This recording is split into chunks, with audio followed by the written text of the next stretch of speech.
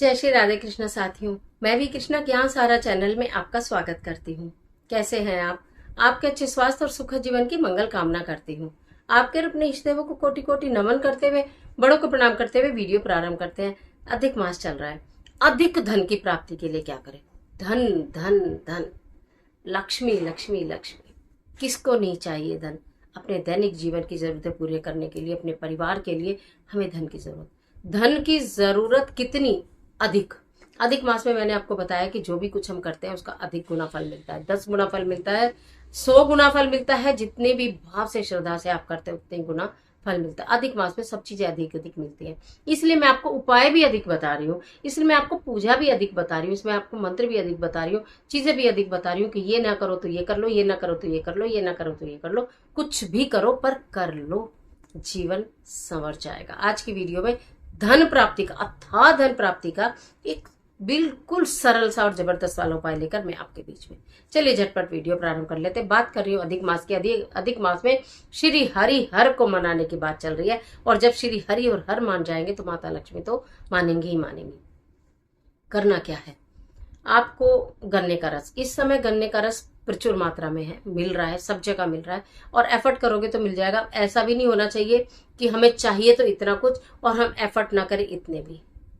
समझ रहे हो मेरी बात? तो फिर वो तो लापरवाही होगी। अगर आपको इतना चाहिए तो इतने से एफर्ट्स आपको डालने पड़ेंगे। पूरा अधिक मास है, इसमें कोई दिन की बंदिश नहीं है, किस दिन से शुरू करें, किस दिन समाप्त करें। जितने भी दिन आप करना चाहें कर लीजिए, लेकिन पहले गन्ने के रस की व्यवस्था कर लीजिएगा। गन्ने का रस चढ़ाने, कहाँ चढ़ाना और किस विधि से चढ़ाना है, विधि जानना बहुत जरूरी है। आपके समक्ष बता रही हूँ। तो गन्ने का रस आपने ले लिया, ठीक है। आपको ऐसा करना है, अपने घर के कोई भी वो पात्र, छोटे छोटे छोटे छोटे 2-3 पात्र ले लीजिएगा, छोटे छोटे 3 कटोरी ले लीजिएगा, जिनमें कि आप गन्ने का रस लें। जल एक ही पात्र में ले लीजिएगा चाहे, ठीक है। आपको 2 ही वस्तु लेके जानी है, गन्ने का रस और जल। सर्वप्रथम शिवलिंग पर, भगवान शिव के शिवालय में जाइए, और वहां पर जो आपने गन्ने का रस लिया है, थोड़ा ज्यादा ना मिले तो कोई बात नहीं, 1-2 चम्मच बहुत रहेगा, ठीक है। और ज्यादा मिले तो शिवलिंग पर तो ज्यादा भी अर्पित कर सकते हैं, लेकिन बेल वृक्ष के नीचे जो आपको अर्पित करना है और आपको तुलसी जी में जो अर्पित करना है, वो आपको 1-1 चम्मच ही लेना है, ठीक है। तो आप गए शिवलिंग पर। सबसे पहले तो आपने जिस पात्र में गंगा वो लिया है गन्ने का रस, चढ़ाने की विधि बता रही हूँ। ये मेरा लेफ्ट हैंड है और ये मेरा राइट हैंड है। हम क्या करते हैं, आपने देखा होगा, भगवान की पूजा करते हैं तो उसके बाद ऐसे करते हैं, अपनी लकीरें हाथों की भगवान को दिखाते हैं। हर हर महादेव, हर हर महादेव, जय माता की, राधे राधे। कुछ भी करोगे तो हाथ उठाते हो ना। क्यों उठाते हो ये हाथ? क्यों दिखाते हो भगवान को ये अपने हाथ? आपने सुना होगा हाथों की लकीरें बदल जाती हैं।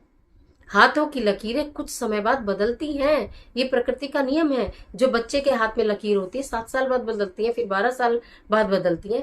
बड़ों के हाथों की भी लकीरें बदलती हैं। इसलिए हम अपने हाथ समय समय पर पूजा करने के बाद प्रभु को दिखाते हैं कि हे प्रभु, ये मन में इच्छा रखते हुए कि हे प्रभु, मेरे हाथ में जितनी भी अच्छी लकीरें हैं वो स्ट्रोंग हो जाएं, और जो मेरे हाथ में कुछ बुरा है, कुछ बुरी लकीरें हैं, वो क्षीण हो जाएं। अच्छी लकीरों पर और बुरी लकीरों पर भगवान की दृष्टि पड़े, अच्छी लकीरें मजबूत और बुरी लकीरें क्षीण हो जाएं, इसलिए हम हाथ दिखाते हैं। अब आपको विधि बता देती हूँ, शास्त्रगत विधि है।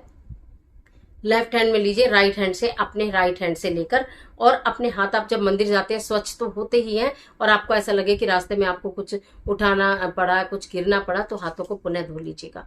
गंदे हाथ नहीं होने चाहिए।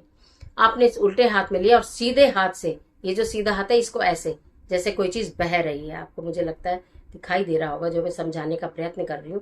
यहां से आप छोड़िए और हाथों की लकीरों के माध्यम से होते हुए वो शिवलिंग पर जाएगा गन्ने का रस, ठीक है। उसके बाद गन्ने का रस चढ़ाने के बाद पुनः आप स्वच्छ जल चढ़ाइए।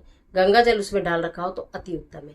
आपने भगवान शिव का जब भी अभिषेक किया होगा तो आपको पहले भी मैंने बताया है कि अभिषेक करने से पहले भी और अभिषेक करने के बाद भी स्वच्छ जल से अवश्य स्नान कराइए।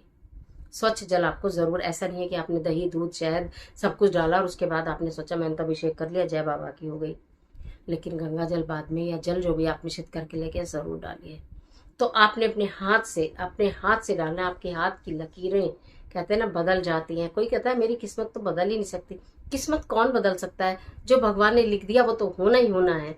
नहीं, जो भगवान ने लिख दिया वो तो होना ही होना है, लेकिन लकीरें अगर मजबूत हो जाएंगी, अच्छी लकीरें अगर स्ट्रोंग हो जाएंगी, तो जो होना है अधिक तादाद में ना होकर इतना सा होगा, यानी कि कोई परेशानी आएगी तो आपको छू कर निकल जाएगी, इतनी महिमा है। तो ये आपने शिवलिंग पर चढ़ाया, सुबह शाम जैसी सुविधा हो वैसा, लेकिन जितने भी दिन करो एक समय बना लेना। ये नहीं करेंगे आज सुबह चढ़ाया, कल दोपहर में चढ़ा दिया, परसों शाम में चढ़ा दिया, आज तो मेरा मन ही नहीं है, मैं तो भूल ही गई, तो कल चढ़ा दो, ऐसे नहीं, नियम से। उसके बाद मंदिर के प्रांगण में ही बेल वृक्ष लगा होता है, ठीक है, तो मंदिर के प्रांगण में ही निकलिए वहां से, एक जो अलग पात्र में थोड़ा सा गन्ने का रस है, इसी विधि के साथ उस बेल वृक्ष की जड़ में आप वो गन्ने का रस अर्पित कर दीजिए, फिर पुनः स्वच्छ जल अर्पित कर दीजिए और मन ही मन हाथ जोड़कर श्री हरिहर से प्रार्थना करिए, ओम श्री हरिहर नमः, ओम हरिहर नमः, ओम हरिहर नमः मंत्र का जाप करते रहिए। अपनी परेशानी, अपनी दुविधा कहिए। धन अभाव आखिर क्यों होता है? धन में बरकत नहीं है, आपके घर में बरकत नहीं है, आपका कोई पैसा मार के ले जाता है, आपका कहीं कर्जा आपने किसी को दे दिया, वो आपको दे नहीं रहा है। जो भी आपके घर की समस्याएं हैं, जो भी आपके धन से संबंधित समस्याएं हैं, उन सबका आप भगवान प्रभु के सामने जरूर से जरूर अपनी बात को रखिएगा।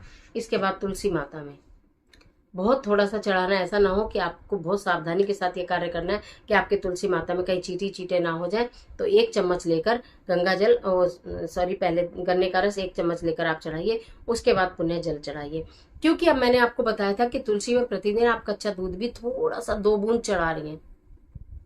अपने तुलसी की रक्षा भी आपको करनी है। अधिक मास में तुलसी सूखना कोई शुभ संकेत नहीं है, बहुत अच्छे संकेत नहीं माने जाते, इसलिए आपको अपनी तुलसी की सुरक्षा भी करनी है, उनकी पूजा भी करनी है, उनकी परिक्रमा भी करनी है, भगवान श्री हरि विष्णु के साथ उनकी पूजा भी करनी है। तो आप क्या करेंगे कि अपने तुलसी के गमले के चारों ओर भी थोड़ी सी हल्दी की रेखा बना दीजिए, यानी लक्ष्मण रेखा बना दीजिए। तुलसी के गमले का जो किनारा है उस पर भी थोड़ी थोड़ी हल्दी लगा दीजिए। एक तो मैं बताऊं, मैं आपको करके दिखा देती, लेकिन अभी नहीं जा पा रही हूँ बाहर। तो आप ना, एक तो आपका गमला देखना कितना खूबसूरत लगेगा, खूबसूरत लगेगा, प्लस उस पर भगवान श्री हरि विष्णु का वास हो जाएगा, प्लस आपके गमले में कोई कीट पतंगा भी नहीं आएगा, आपको ये फायदा होगा। तो 3 स्थानों पर आपको गन्ने का रस चढ़ाना है। कहने का मतलब ये है शॉर्ट में कि शिवलिंग पर और बेल वृक्ष के नीचे और तुलसी जी में थोड़ा थोड़ा सा चढ़ाना है। उसके बाद जल चढ़ाना है, हाथ जोड़कर प्रार्थना करिए, मंत्र का जाप करना है, श्री हरिहर नमः, श्री हरिहर नमः मंत्र का जाप करना है। और इसके साथ साथ आपको अपने गमले की सुरक्षा के लिए हल्दी का प्रयोग भी करना है। भगवान श्री हरि विष्णु की प्रिय हल्दी, भगवान श्री हरि विष्णु की प्रिय तुलसी माता, क्या कहने। तो इन बातों का ध्यान रखना है। तो बहुत अधिक धन प्राप्ति के लिए, अथाह धन प्राप्ति के लिए, बेहद धन आपके घर में हो जाए, अथाह धन आपके घर में हो जाए और उस धन से आपको सुख प्राप्त हो, इसके लिए इस कार्य को करना अत्यंत अनिवार्य है। अधिक मास है, जितने भी दिन हो सके उतने दिन कर लीजिएगा। अब बिल्कुल लास्ट में वो बात बता देती हूँ कि जो बच्चे बिल्कुल मेरे अब्रॉड में रहते हैं और बोलते हैं यहाँ तो ना गन्ना है ना तो गन्ने का रस है मैम, हम कितने भी एफर्ट कर ले हमें गन्ने का रस नहीं मिलेगा, हम क्या करें। अगर आपको बहुत एफर्ट करने के बाद भी गन्ने का रस नहीं मिले तो आप शहद ले लीजिएगा, बहुत अथाह प्रयत्न पहले करिएगा जरूर, और नहीं मिले तो फिर आप ये कार्य शहद से कर सकते हैं। थोड़ा सा शहद लें 1 चम्मच और फिर शहद से करें। अब शहद आपके हाथों की लकीरों में, हाथों पे लग तो जाएगा लेकिन बहेगा नहीं, तो उसके लिए आपको जल का सहारा लेना पड़ेगा। तो या तो 3 पात्र में आप जल लीजिए और उसमें शहद डाल लीजिए, फिर आप अभिषेक करिए थोड़ा थोड़ा, और नहीं तो फिर आप हाथ से कर रहे हैं तो फिर पहले शहद करेंगे फिर उसके बाद जल डालेंगे तो भी हाथ से चला जाएगा। मैंने आपको बाद में इसलिए बताया जिससे कि आप कोशिश करें और सबसे पहले आप गन्ने का रस ढूंढने का प्रयत्न करें और उससे ही कार्य करें। पता है, गन्ने के रस से अभिषेक करने का एक और बहुत बड़ा फायदा है, मतलब धन प्राप्ति तो है ही है, इसी के साथ साथ ना इससे कर्जे से मुक्ति मिलती है, बीमारियों से मुक्ति मिलती है, आदि व्याधियों से मुक्ति मिलती है। तो इसलिए सावन और अधिक मास के समावेश में आप इस कार्य को जरूर से कर लीजिएगा।